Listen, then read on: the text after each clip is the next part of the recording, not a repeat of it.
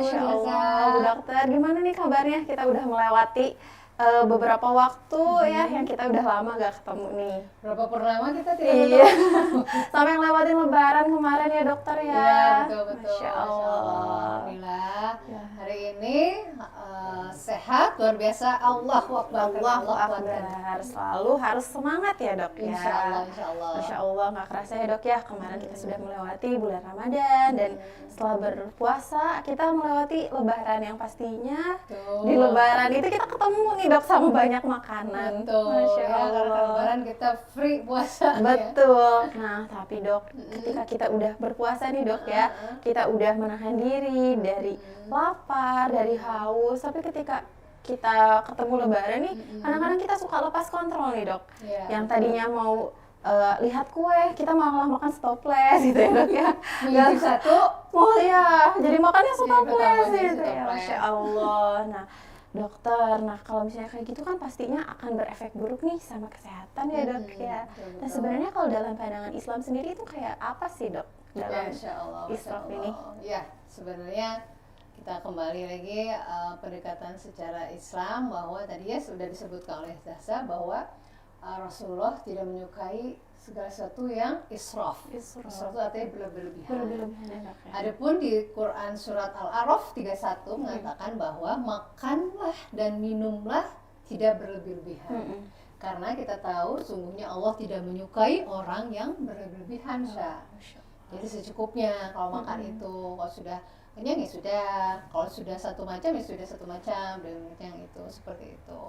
Jadi caranya ya pada saat kita lebaran kemarin kita wow ya ada kiriman-kiriman pasti ya. Iya. Kemudian ada makanan apa? Open house di mana-mana Betul. ya. Jadi kita sudah bahwa itu khilaf. Maaf ya. Tapi khilafnya di lebaran kemarin aja. Betul. Next lebaran berikutnya kalau udah tahu ilmunya insya Allah lebih sehat lagi, Betul. lebih tenang lagi.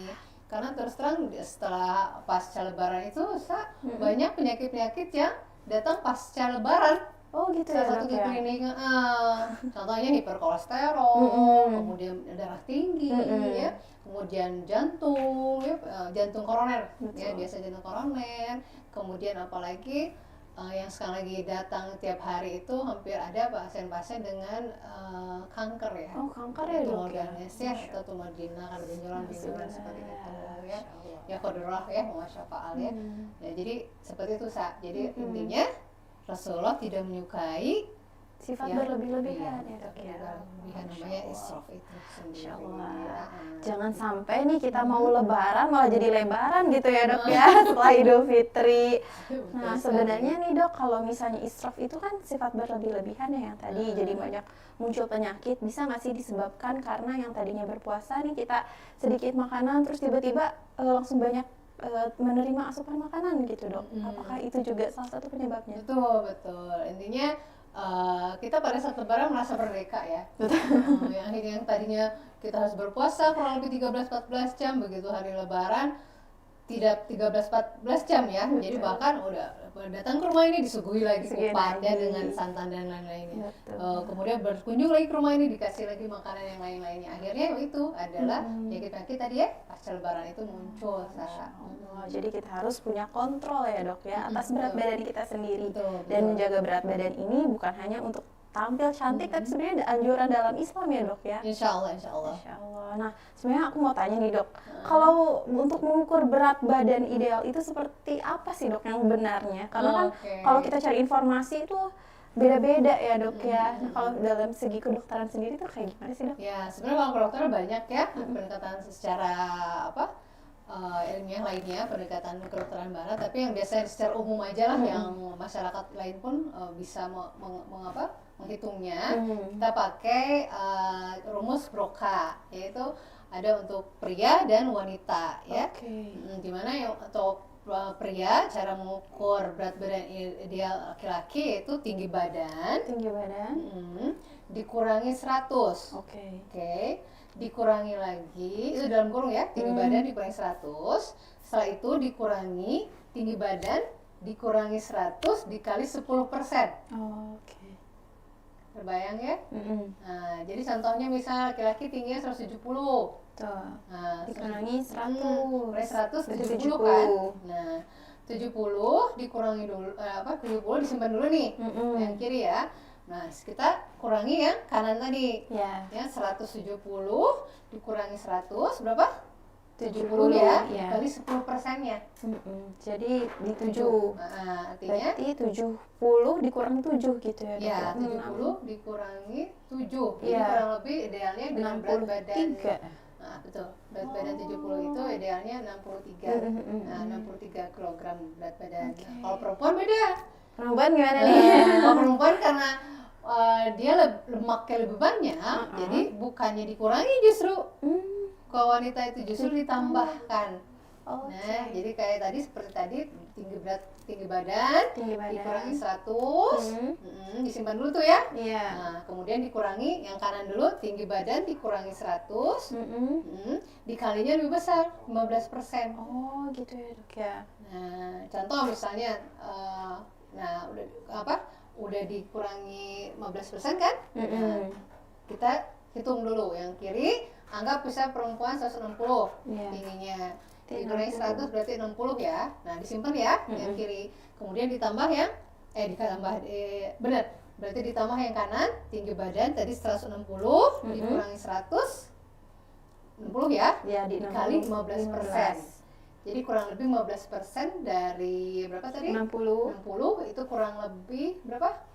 15%-nya kalau hitung kurang lebih 9 ya, jadi 69. Nah, kalau ditambah 69, jadi sebenarnya perempuan akan lebih besar ya. Karena jumlah presentase lemaknya itu memang lebih banyak di perempuan.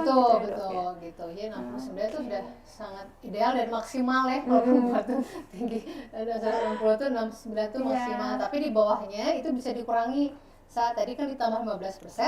Nah, kalau dikurangi perempuannya 15%, yaitu artinya tadi yang 60 dikurangi 9 jadi 51 ya. Jadi berat badan antara 51 sampai 69 itu sudah maksimal itu. Berarti lebih dari 69 itu udah termasuknya obesitas ya, Dok? Overweight dulu. Nah, jadi membedakan overweight dan obesitas. Kalau obesitas dihitungnya dari BMI, nanti ada body mass index. Ini biasanya itu berat badannya sudah lebih dari 10% dari berat badan awal. Nanti ada perhitungannya juga gitu. Tapi secara umum kita bahas tentang yang cara berat badan ideal yang ini aja dulu. Gitu. Bisa ya ngebayang ya? Bisa kebayang dong ya teman-teman semua. Jadi sekarang udah bisa untuk menghitung berat badan idealnya. Ya, jadi idealnya segitu ya, udah cukup. Nah, gitu. Nah, Dok, misalkan nih kita udah tahu nih berat badan ideal kita berapa, terus kita berhasil nih melakukan diet atau mungkin sekarang yang udah ada di berat badan ideal. Tapi katanya untuk mencapai sesuatu itu lebih sulit untuk mempertahankannya, Dok. Untuk mempertahankan lebih sulit. Untuk membangun tuh Ya, untuk membangun biasanya semangatnya kan masih ada nih, tapi untuk mempertahankan itu harus menjaga istiqomah gitu, Dok. Gimana ya? Ya, gimana nih, Dok, caranya untuk kita mempertahankan berat badan ideal ini, Dok? Ya, apa itu. Dok punya tips-tipsnya? Kalau ideal tuh artinya udah normal ya. Jadi dia tidak berlebih, tidak overweight, dan tidak kurang juga ya, tidak underweight ya. Jadi kalau udah ideal dengan secara perhitungan tadi menurut Broca tadi, artinya secara pendekatan Islam ternyata ya, kita lakukan 5 tidak. Artinya kita tidak melakukan 5 tidak. Tidak yang pertama yaitu tidak makan, saya lihat ini ya sedikit ya. Nah, tidak makan berlebih-lebihan seperti tadi dijelaskan di surat Al-A'raf bahwa kita makan cukup, tidak berlebih-lebihan. Makan minumlah kalian dan tidak berlebih-lebihan karena Allah tidak menyukai berlebihan. Sifat berlebihan tadi ya ada di Quran surat Al-A'raf 31. Nah, ternyata ini dibahas juga di beberapa hadis ya. Di hadis dinyatakan bahwa di hadis riwayat Muslim hadis riwayat Tirmizi mengatakan bahwa manusia itu di tubuhnya di bagian tubuhnya itu dibagi menjadi sepertiga adalah makanan. Ya, pernah dengar kali ya di tentang puasa waktu itu kita pernah bahas ya. Kemudian sepertiga adalah minuman. Dan sepertiganya adalah udara untuk bernafas. Nah, artinya tidak makan berlebihan di dalam tubuh kita, di lambung kita itu ada 3 bagian, yaitu yang pertama adalah sepertiga adalah makanan, sepertiga adalah udara, minuman, dan sepertiga adalah udara untuk bernafas itu sendiri. Itu dari hadis riwayat Tirmizi. Nah itu tidak yang pertama ya. Nah, tidak yang kedua nih dok. Tidak yang kedua yaitu tidak makan lagi sesudah kenyang. Oke. Ya, jadi artinya memang Rasulullah menganjurkan pula tidak menganjurkan umatnya untuk makan kembali jika sudah kenyang. Mengapa? Karena ada cerita dari Bunda Aisyah, yaitu istri Rasulullah, mengatakan dahulu Rasulullah tidak mengenyangkan perutnya dengan 2 jenis makanan. Jadi jika Rasulullah sudah kenyang dengan makanannya, misalnya dengan roti, maka Rasul tidak dikenyangkan dengan roti dan lain-lainnya. Jadi artinya Rasulullah itu makan hanya 1 jenis makanan saja pada saat makan. Jadi kita variasi ya. Iya. Jadi memang sunahnya seperti itu ya dok ya. Dalam betul. satu waktu kita makan 1 jenis makanan ya dok. Iya, ada beberapa pendekatan seperti itu ya secara Islami. Jadi sudah kenyang dengan 1 jenis makanan sudah. Tapi kalau memang belum kenyang, nah itu baru boleh dengan variasi lainnya, insya Allah. Atau memang kalau misalnya dalam sunahnya nih kita habiskan dulu makanan yang pertama mungkin ya dok. Kalau misalnya memang masih dirasanya masih lapar atau belum kenyang, boleh mungkin jenis yang kedua mungkin gitu ya dok. Betul. Jadi sebenarnya waktu itu kita pernah bahas tentang adab makan ya, ya di 2 tahun lalu mungkinnya masih ada, coba dilihat nanti di YouTube-nya Salam, bahwa salah satu adab makanan adalah menyicip makanan yang ada di depan saja dulu. Jadi kalau saya sajikan, nanti kita mengicip makanan yang ada di depan saya secukupnya. Jadi yang makan dulu, yang di depan dulu kita konsumsi secukupnya. Jadi tidak dikenyangkan dengan makanan yang di depan, baru yang lainnya. Gitu. Jadi memang ada adabnya, insya Allah. Gitu. Itu udah 2 tidak. Kita ada 5 tidak ya? Iya. 5 tidak, yaitu yang tadi pertama sudah ya, tidak makan berlebihan. Yang kedua, tidak makan lagi sudah kenyang. Nah, yang ketiga nih, tidak makan 2 jenis makanan panas. Nah, itu Rasulullah begitu ya. Dan 2 jenis makanan dingin. Secara bersamaan. Nah, itu makanan panas, makanan dingin. Makanan panas, makanan dingin itu maksudnya gimana sih dok? Iya, Masya Allah ya. Jadi kalau dulu mungkin zaman Rasulullah tidak seperti sekarang ya, banyak penelitian tentang gizi ya, tentang kandungan makanan itu sendiri. Jadi hanya mengkualifikasikan atau memisahkan 2 macam, yaitu makanan panas dan makanan dingin. Apa itu makanan panas? Makanan panas itu semua berawal dari protein hewani. Oh gitu ya dok ya. Ya, kenapa? Karena mengandung darah. Ya, mengandung darah, yaitu daging sapi, daging ayam, ikan juga termasuk ya. Ikan, terutama ikan yang berwarna merah ya. Kalau ikan yang dagingnya putih dia tenang, dia lebih tenang ya dibanding yang merah. Kemudian apa contohnya? Kalau yang merah tuna, salmon ya. Kalau udang tuh gimana tuh kan? Dia kalau misalnya dimasak tuh jadi merah gitu ya dok. Iya memang. Udang itu belum ada penelitian lebih lanjut ya, karena tidak disebutkan juga di buku-buku literatur atau jurnal tentang cara sehat Rasulullah. Mungkin karena Rasulullah mengkonsumsinya zaman itu adalah hanya daging kambing, domba ya, sapi dan ayam mungkin ya, sama ikan. Jadi kalau udang belum ya, nanti mungkin saya cari lagi literatur atau sumbernya dari itu. Kemudian, sedangkan makanan dingin itu semua berupa sayuran dan buah. Nah, itu dingin sifatnya ya, karena banyak serat, banyak air ya, kemudian banyak mineralnya, banyak vitaminnya, jadi otomatis dia sifatnya dingin. Itu secara pendekatannya. Masya Allah. Jadi makanan panas dan dingin itu bukan tentang penyajiannya dok ya? Ya, panas-panas. Jadi kalau kita makan sayur bayam yang panas, itu bukan makanan panas ya. Jadi adalah sifatnya, sifat dari unsur makan atau komposisinya. Gitu. Jadi kita tidak boleh untuk makan makanan panas secara beberapa jenis dalam waktu yang bersamaan dan makanan dingin beberapa jenis dalam waktu yang bersamaan. Batasnya berapa jenis nih dok? Sebenarnya kan artinya di sini tidak makan 2 jenis makanan. Jadi hanya satu ya. Ya, gitu kan? Betul. Jadi hanya satu makanan saja. Makanan bisa makanan protein hewani saja, bisa atau yang dingin makanya yang dingin sayur dan buah satu macam saja Satu macam misalnya saja. gitu. Oke. Hmm. Kalau misalnya kayak satu macam ini Dok, kalau misalnya satu macam ini tuh misalkan beberapa jenis produk turunan, misalkan dalam sup kan kita ada beberapa jenis sayuran gitu. Nah itu tuh termasuknya beberapa jenis yang dimaksudkan tadi atau bagaimana nih Dok? Ya, betul-betul. Jadi kalau sayuran itu kan ini sayur dan buah ya. Jadi artinya makanan dingin itu kalau udah sayur-sayur yang digabung dengan buah. Oke. Kan sekarang ada sayur dan buah yang digabung menjadi satu. Salad. Ya, contohnya ya. Itu ada bisa ada nanasnya, Iya. ada selada Bogornya, Iya. ada timun. Betul. Nah, itu ada buah dan sayur, ada dua Betul, jenis. betul. Jadi kalau kita dianjurkan di cara makan Rasulullah ini, jadi satu jenis yang dingin. Jadi kalau udah sayuran semua. Jadi Sayuran kalau misalnya semua gitu ya. tomat, salada bokor, apalagi misalnya timun, itu kan masuk sayuran ya. Iya. Walaupun tomat sayur buah termasuknya sebenarnya. Betul. Dia buah dan sayur, dia posisinya di tengah, jadi dia bisa kemana-mana. Makan turunannya itu. Kalau daging pun begitu. Kalau misalnya hanya tidak makan dua jenis makanan yang panas. Jadi kalau sudah makan daging sapi, ya seperti itu.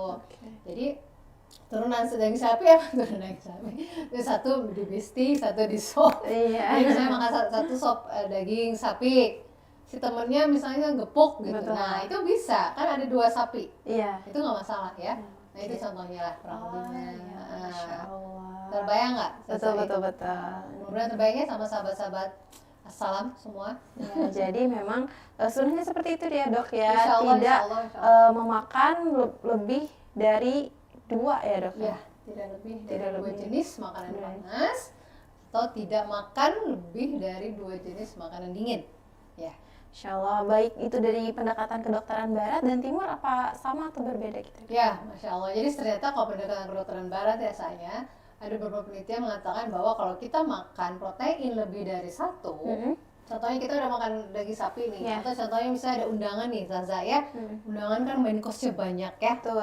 parasmanannya seueur. Ada daging suwir daging ayam, terus nanti ada sop daging gitu ya Dok ya. Kemudian Terus ada filet ikan, jadi udah 3 tuh biasanya. Betul, ada filet ikan, ada juga cah daging sapinya juga, Betul. misalnya ada hitam dan lain-lain. Nah itu pada saat kita satu makan dan dalam satu waktu makan, misalnya makan siang ya, kita misalnya diundang makan siang, ada protein kan, sapi, ayam, masukin juga ikan ya gitu. Nah ada beberapa penelitian yang mengatakan bahwa di kedokteran barat ini pada saat kita makan lebih dari satu protein hewani nih saya, itu akan menghasilkan atau memicu kolesterol.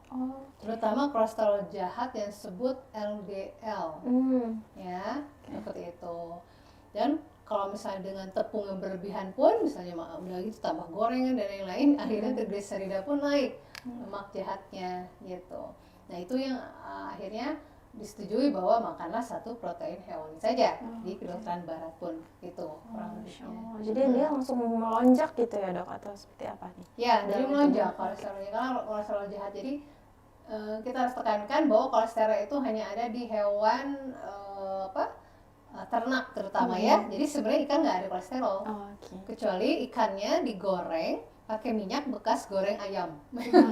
Lemaknya udah lemak jenuh banget gitu ya Dok ya. Itu bisa akhirnya mengandung kolesterol. Jadi itu hanya kolesterol itu hanya ada di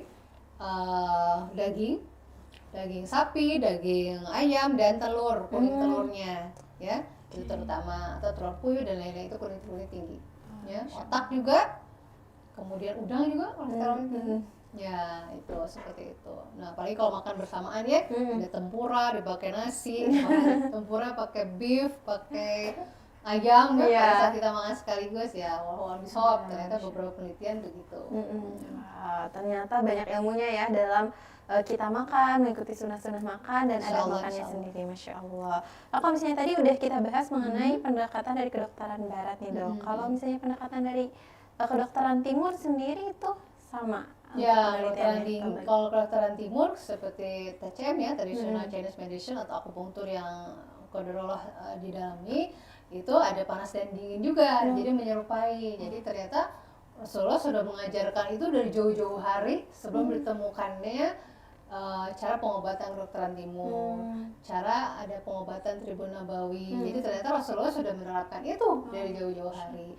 Kalau di kedokteran timur, makanan panas tuh seperti tumbuh-tumbuhan juga ada yang panas. Contohnya ginseng, jahe, itu termasuk lebih panas. rempah-rempah gitu banyak ya. Jadi selain daging yang sifatnya panas itu adalah bumbu dapur. Tambahannya ya, bumbu dapur tuh kayak jahe tadi ya. Kemudian apa? Kalau orang Sunda laja, lengkuas ya, kencur itu sifatnya panas ya. Jadi ada, kalau makanya kenapa kalau flu tuh enaknya minum jahe ya, kemudian kunyit kan gitu, rimpang-rimpang ya. Nah itu jadinya hangat ke tubuh kita. Karena salah satunya kalau di TCM itu adalah pendekatan dari timur itu adalah termasuk rimpang-rimpang. Seperti itu kalau kedokteran timurnya. Masya Allah, ternyata Rasulullah udah mencontohkan itu ya dok ya, dari sebelum pengobatan dan penelitian ditemukan banyak gitu sekarang ya. Masya Allah, itu ya ternyata ya. Luar biasa sekali. Nah dok, tadi kita udah bahas 3 tidak nih, masih ada 2 lagi nih sisanya dok. Kalau yang keempat apa ya dok ya? Apa ya kira-kira ya? Tadi yang pertama apa? Tidak berlebihan saat makan, lalu kedua tidak makan saat kenyang, tidak menambah. Tidak menambah saat kenyang. Ketiga adalah tidak makan dua jenis makanan panas dan makanan dingin. Ya, berarti yang keempat yaitu tidak mengkonsumsi daging berlebihan. Ini adalah daging sapi ya maksudnya ya. Ya, tadi kan udah dibahas ya. Yang nomor 3 tidak makan. Jadi ternyata mau makan daging sapi aja terus misalnya gitu ya. Ternyata daging sapi itu memicu sekali penyakit-penyakit lainnya. Ya, karena zaman sekarang daging sapi itu cara pengolahannya dan mendapatkan daging sapi itu tidak seperti zaman dahulu kala.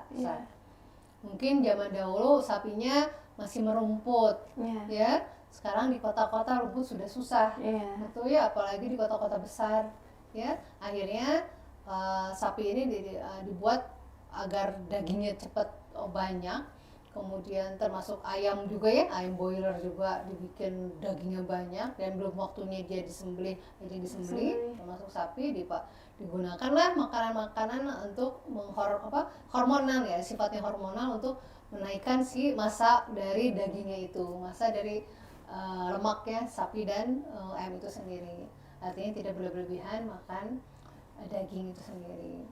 Karena ada penelitian sekarang di kedokteran berat, mungkin karena Rasulullah menganjurkan begitu, tidak berlebihan mengkonsumsi daging.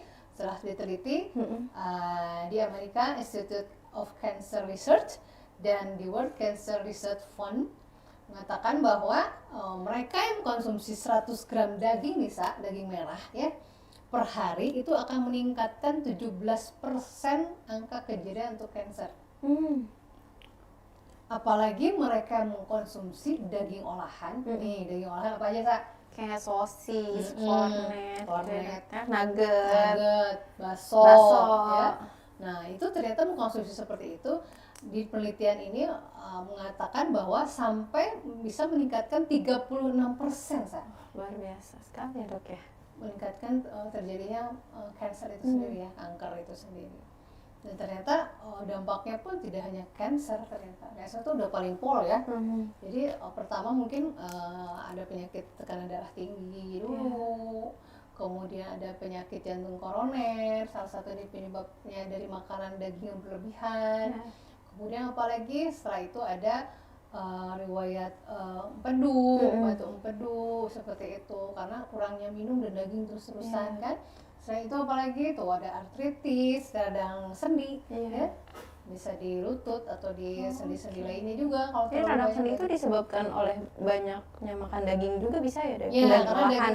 Betul, olahan. Karena daging olahan itu mengandung purin tinggi. Dimana purin tinggi itu akan mempengaruhi juga penyerapan dari asam urat.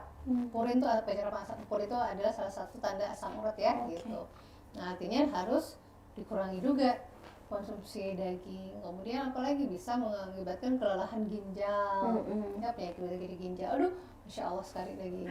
Banyak ya, Dok, efek negatifnya ketika betul kita sekali. Jadi oleh karena itu cukuplah, tidak berlebih-lebihan ya. Seperti kita kembali lagi makan daging secukupnya ya, seminggu sekali cukuplah ya. Nggak tiap hari makan bakso ibu-ibu, nggak tiap hari makan olahan-olahan untuk anak-anak kita, karena dengan terlalu banyak daging yang yang berlebihan, terutama kalau ayam boiler, daging-daging yang daging-daging yang gemuk, yang lemaknya berlebih, akhirnya mengakibatkan untuk anak-anak gadis kita yang memiliki anak gadis, menstruasinya lebih dini, pubertasnya lebih dini.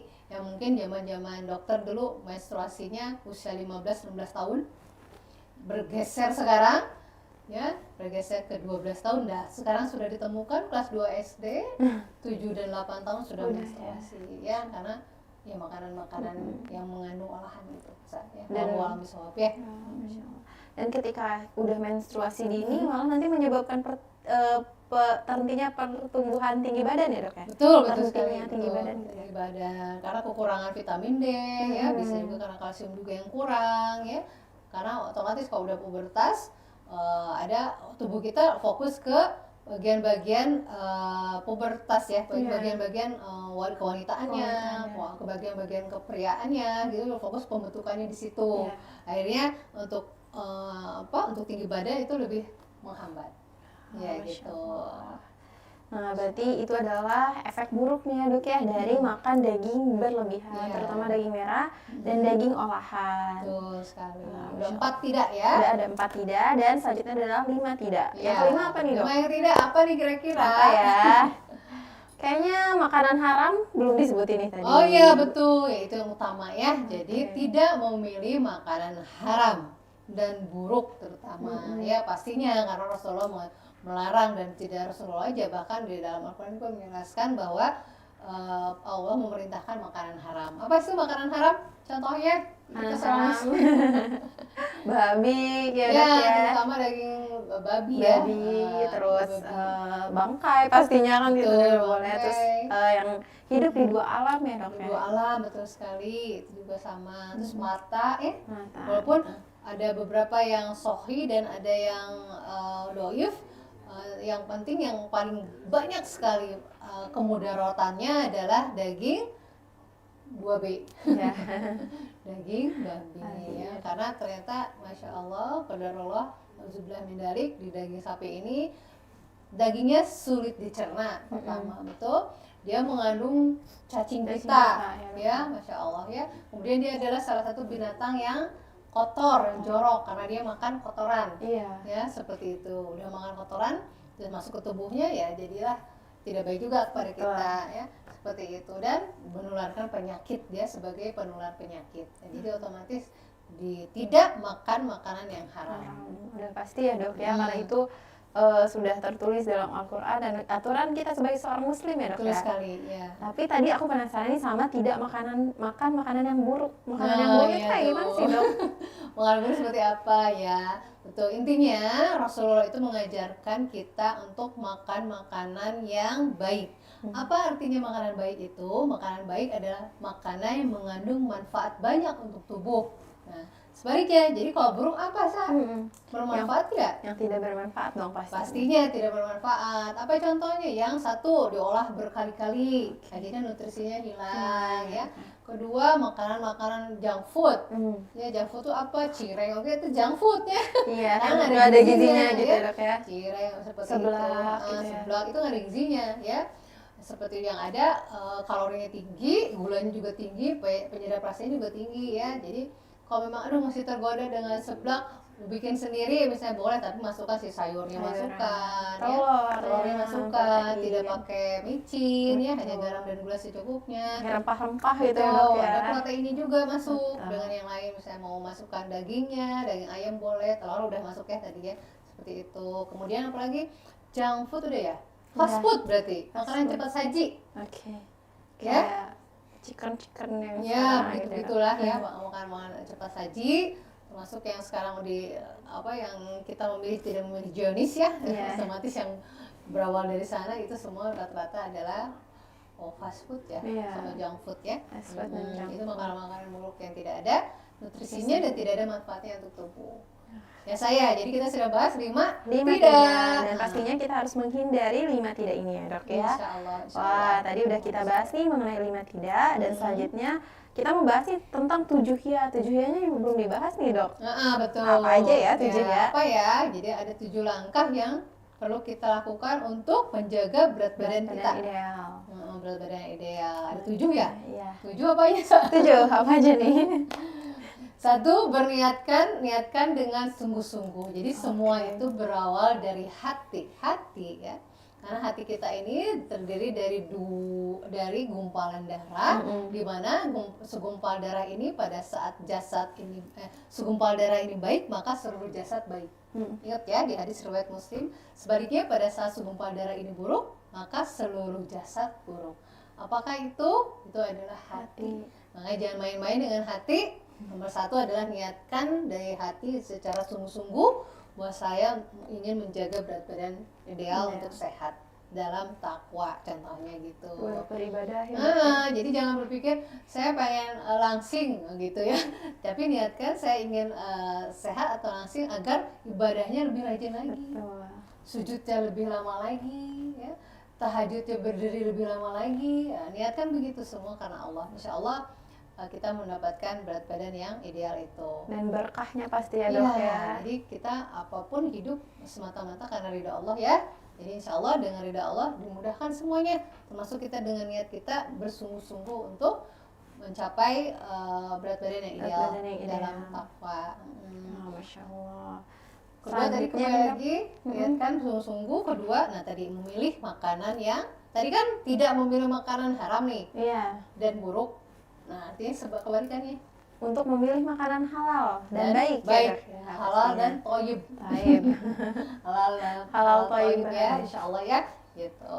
Jadi pilih makanan yang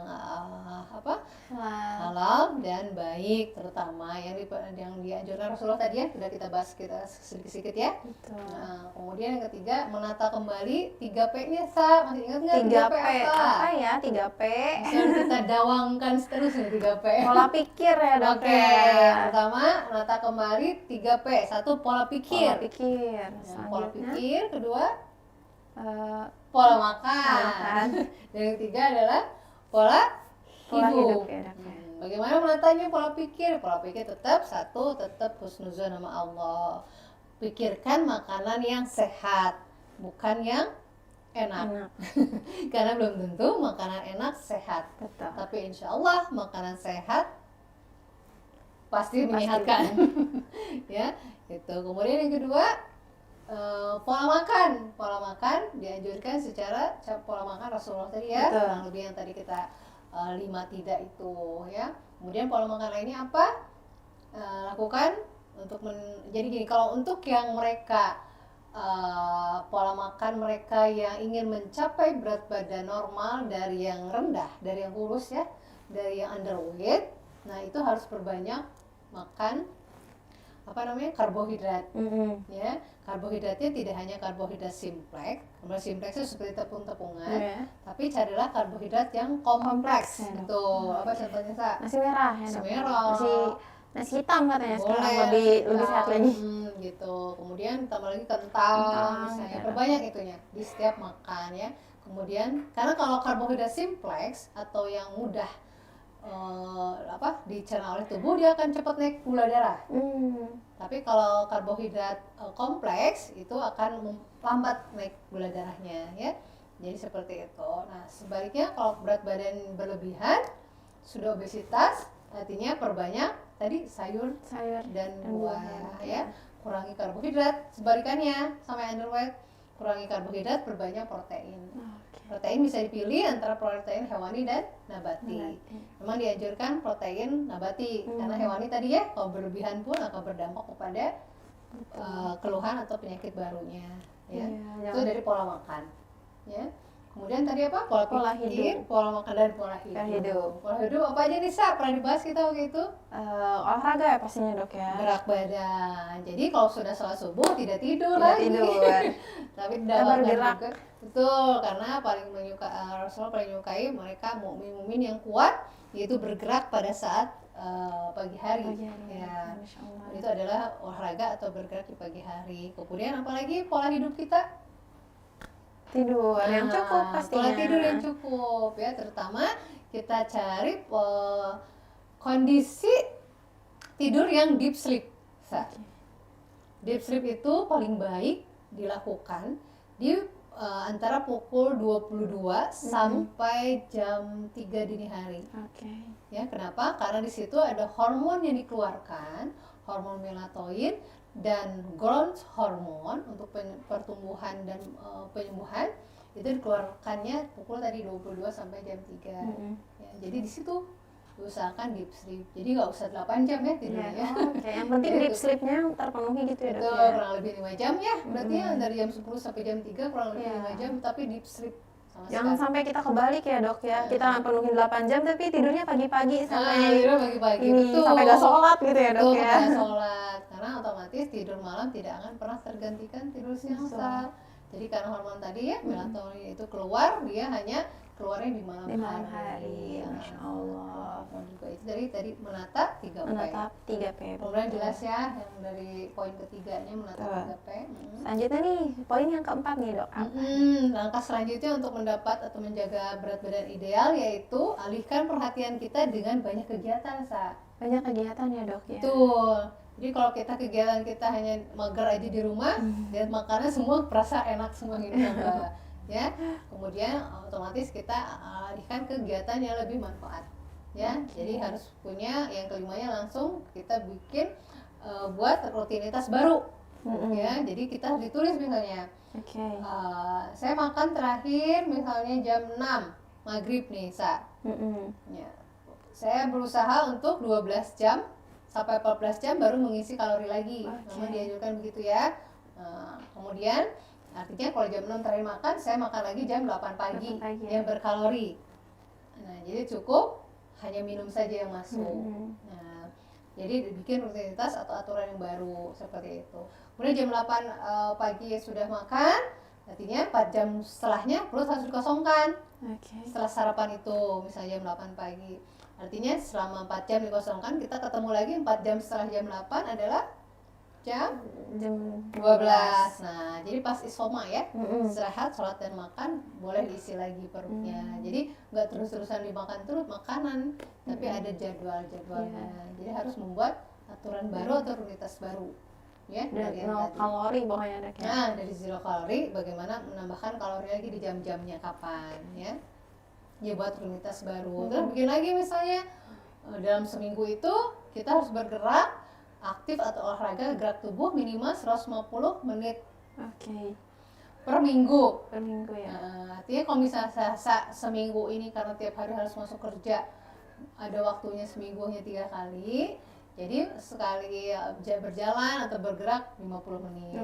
Tapi kalau Sasa misalnya ada waktu, alhamdulillah kalau pagi sebelum bisa ke tempat kerja, misalnya saya bisa ke salam ini lebih cepat, misalnya jam 6 atau jam 7 misalnya, masih ada waktu, bisa masuk 7:30, bisa jalan dulu di sini 20 menit keliling-keliling gitu ya, bisa lakukan 20 menit setiap hari. Nggak usah yang terlalu berat juga berarti ya, Dok ya, kayak misalkan harus angkat beban kan sekarang lagi banyak nih, tapi yang penting kita bergerak aja ya, Dok ya. Betul, jadi intinya berjalan itu adalah olahraga yang terbaik. Berjalan atau lari cepat, berjalan cepat atau lari pelan-pelannya itu adalah pondasi dari olahraga. Ya, seperti itu. Nah, adapun misalnya angkat beban dan apa itu boleh dilakukan seminggu sekali aja, itu untuk menguatkan otot. Ya, seperti itu. Tapi kalau untuk aerobik atau untuk jantung cukup jalan kaki juga insya Allah yang murah meriah ya. Iya, murah meriah. Yang penting konsisten ya, Dok ya, dilakukan 1 minggu 3 kali 1 jam aja ya. Ya, insya Allah. 1 jam aja insya Allah. Bikin lebih sehat dan kitanya juga enjoy ya, Dok ya. Karena kan sambil jalan-jalan kita lihat pemandangan ya, Dok ya. Kita lebih bertafakur lagi ya, Dok ya. Insya Allah. Tafakur dan tadabbur alam ya. Betul. Kemudian yang terakhir kedua Yang terakhir ya. keenam, iya. Yang keenam itu tadi karena kita mengatur makan kita setelah 4 jam baru diisi lagi. Nah, di antara 4 jam itu masuklah air mineral. Oke. Jadi tetap perbanyak air mineral setiap 2 jam. Oke. 2 jam sekali minum air mineral. Ya. 2 jam sekali minum air mineral. Ya. Karena kebutuhan setiap orang beda-beda. Beda-beda. Nah, diukurnya itu dari apa ya, Dok ya? Apa dari berat badan atau semuanya sama nih, katanya kan harus 2 liter per hari gitu. Iya, Masya Allah, betul-betul. Jadi sebenarnya kalau 2 liter per hari itu untuk mereka yang berat badan tadi ya 50 kilo berat badannya. Oke. Jadi perhitungannya mereka yang memiliki berat badan 50 kilogram minimal dia minum 2 liter air. Artinya kurang lebih 8 gelas. Ya. Sebaliknya kalau berat badan di atas itu misalnya 55 artinya menjadi 9 gelas.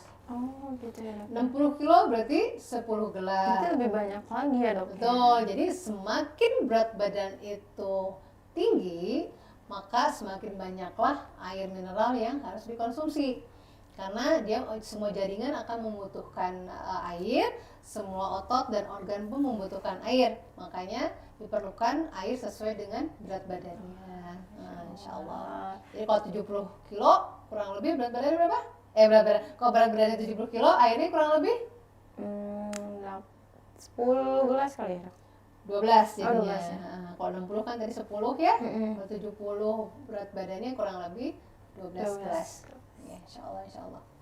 Nah, PR banget nih untuk kita belajar minum air putih ya, Dok ya. Air mineral secara teratur. Putih masih susu.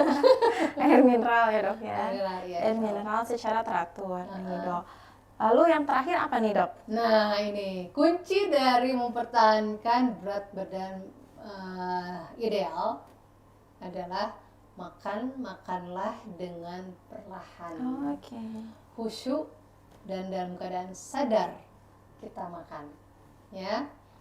Kadang pada saat kita makan cepat-cepat, molekul yang masuk ke mulut kita pun besar, tubuh gigi kita tidak mengunyah dengan lembut, masuk ke tubuh karena besar-besar itu sampai ke lambung pun besar molekulnya, kelelahan si lambungnya, begitupun ususnya, akhirnya dia menyimpan kalorinya begitu besar. Masuknya begitu besar. Beda dengan mereka yang mengunyah perlahan dengan dengan khusyuk, dengan menikmati semua suapannya, masuknya pun mineral zat-zatnya dengan sempurna, perlahan dan kecil. Bahkan kandungan gulanya pun tidak besar dari makanan yang kita makan. Dari mengunyah perlahan itu ya, Dok ya? Ya, dikunyah perlahan-lahan. Bahkan ada beberapa literatur di salah satu buku cara makan Rasulullah, bahwa Rasulullah itu salah satunya mengunyah makanan sebanyak jumlah giginya. Insya Allah ya, logikanya kita gigi diberikan oleh Allah itu sebanyak di atas satu deret itu kurang lebih 16. Itu yang gigi bungsu belakangnya keluar ya.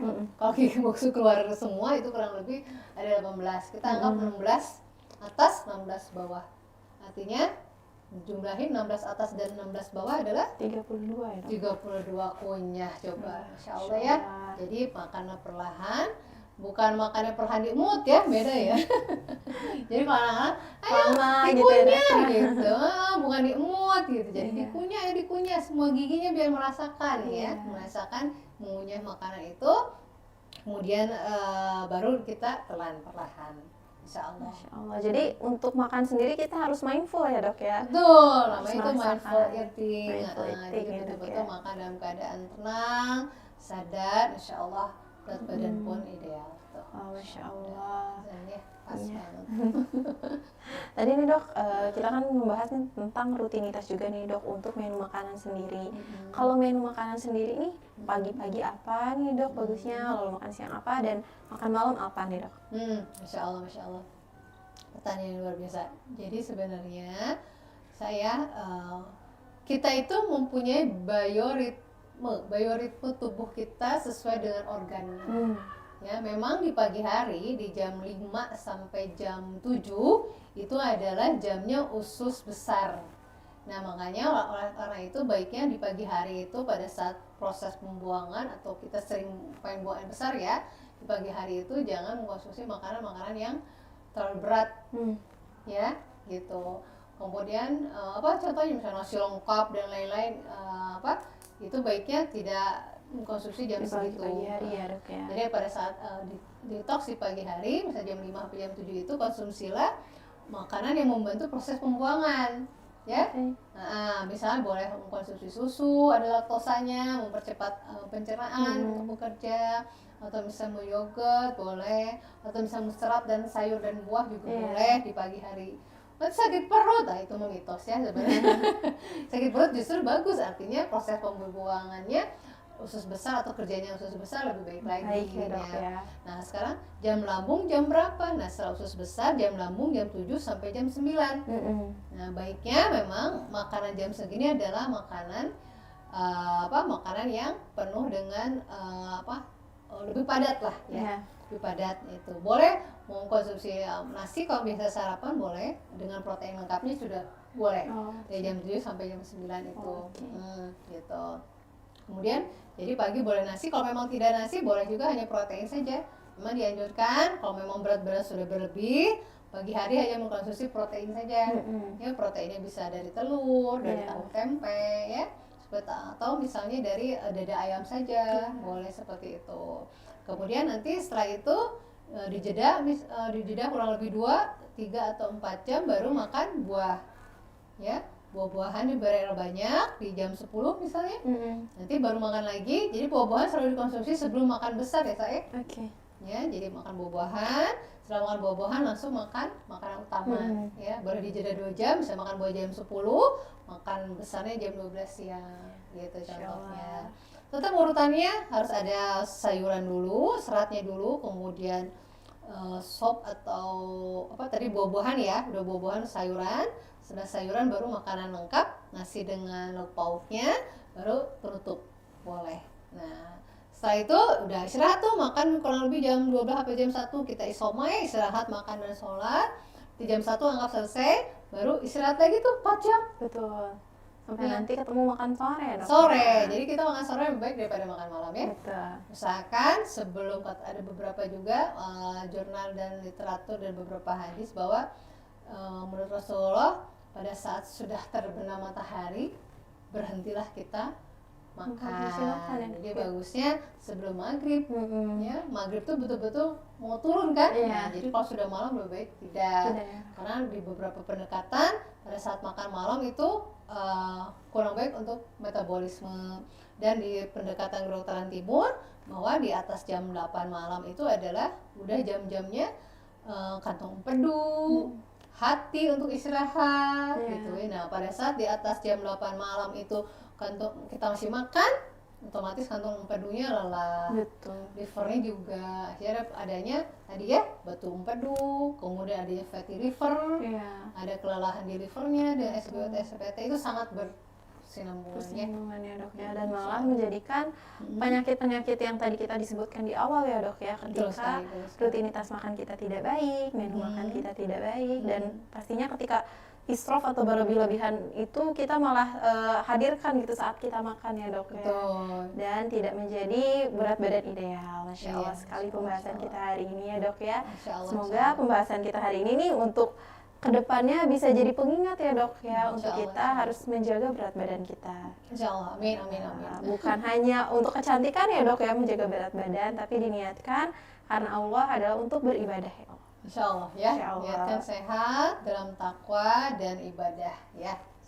Luar biasa sekali nih dok pembahasan hari ini, dan pastinya nih semua orang bakal suka nih untuk pembahasan sekarang ya dok ya. Insya Allah jangan lupa untuk membuat rutinitas melakukan 7 hal yang baik tadi ya dok ya. 7 hal baik tadi, 7 hiyah untuk melakukan hal-hal baik yang dianjurkan oleh Allah dalam menjaga berat badan, dan niatkan pastinya untuk Allah Subhanahu wa taala untuk mendapatkan keberkahan dalam beribadah. Mungkin dokter sendiri ada closing statement nih buat teman-teman di rumah. Oke, apa ya yang sering mengeluarkan mungkin karena ini berhubungan dengan menjaga berat badan, intinya you are what you eat. Kamu adalah apa yang kamu makan. Oke, itu aja mungkin. Jadi kalau makannya sehat, tubuh Anda menjadi sehat. Sebaliknya kalau makannya tidak sehat atau buruk, maka tubuh pun qadarullah menjadi buruk. Ya. ingat untuk makan makanan yang baik selalu ya dok ya. Iya, Masya insya Allah. Allah. Dan insya Allah terima kasih ya dok ya atas ilmunya hari ini. Jazakallah khair, sama-sama ya. Insya semoga Allah ya. bermanfaat buat teman-teman semua. Dan Amin, insya Allah amin, nanti kita amin. kembali lagi ya dok ya di bulan depan nih. Bulan depan betul. Bulan depan. Minggu ketiga aja mungkin ya. Boleh? Karena minggu satunya masih padat. Wah, Masya Allah nih dok ya. Insya Allah berkah nih ya dok ya Insya Allah, waktunya. insya Allah. Insya Allah nanti kita ketemu lagi di bulan Juni. Mhm. Di minggu ketiga di bulan Juni. Insya Allah, insya Allah. Terima kasih ya dok ya atas ilmunya. Yang senang hati Zaza. Terima kasih. Insya Allah nanti kita akan ketemu lagi. Mhm. Wassalamualaikum Assalamualaikum warahmatullahi wabarakatuh.